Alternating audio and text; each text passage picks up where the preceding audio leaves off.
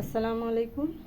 তৈরি করে রাখা বেসন বেসন এটাতে আমি অ্যাড করেছি বেসন দিয়েছি, মরিচের গুঁড়া দিয়েছি, একটু হালকা হলুদের গুঁড়া দিয়েছি, লবণ দিয়েছি, একটু কর্নফ্লাওয়ার দিয়েছি, দিয়ে বেকিং পাউডার দিয়েছি। এগুলো দিয়ে অ্যাড করে সবগুলো মিশ্রণটাকে মেখে নিয়েছি।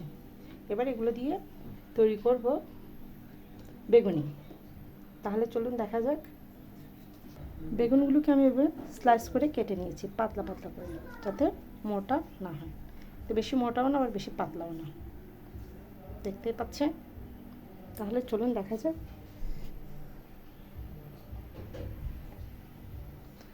আমি ডুবো তেলের মধ্যে বেসনের উপকরণগুলো দিয়ে দিব। এবার আমি ডুবো তেলের মধ্যে বেগুনিগুলো দিয়ে দিচ্ছি, দেখতে পাচ্ছেন।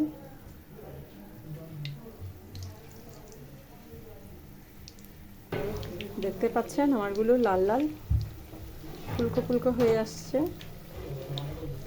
এবার আমি এগুলো নামিয়ে নেব। দেখতে পাচ্ছেন আমার এগুলো ফুলকো ফুলকো খুব সুন্দর হয়ে গেছে।